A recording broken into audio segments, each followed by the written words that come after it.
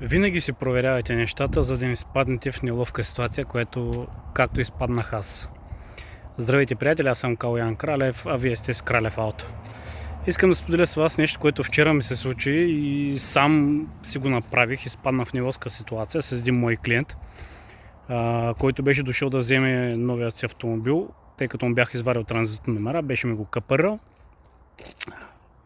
и каза, че след 2 дена ще дойде да си го вземе. Изваждаме транзитни номера,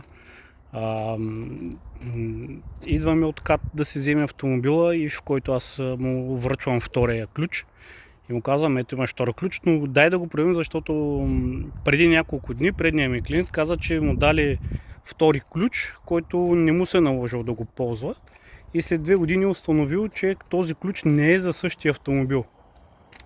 И при което аз му давам ключа и му казвам: нека да проверим, да не се окаже, че е като на предния клиент. И какво се случва? Проверявам ключа. Той не става за този автомобил. Той е бил за съвсем друг автомобил, в който се почувствах супер неловко и кофти. И в същия момент веднага звъннах на имам един приятел, който е ключар. Обясних му, че ми трябва втори ключ спешно, при което той ми каза: идвай. Слязохме с Ники Борисов, който е клиента. Ники, ако ме гледаш, съжалявам, приятелю, и много благодаря за разбирането, което прояви. Съжалявам, че те забавих 2 часа, докато извадим резервния ключ. Това ми беше идеята.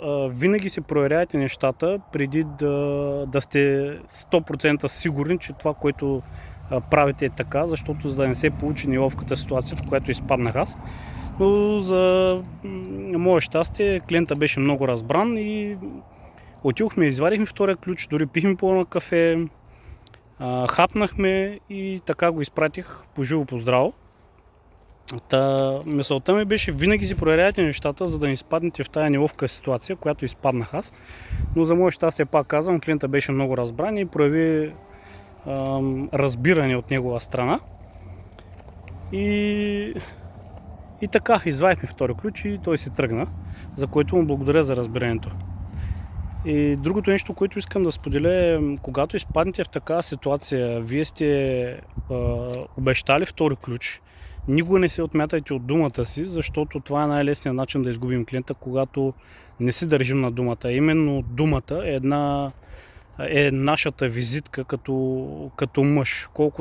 Колко струва един мъж, колкото струва неговата дума. Това е от мен. Желая ви успешна вечер.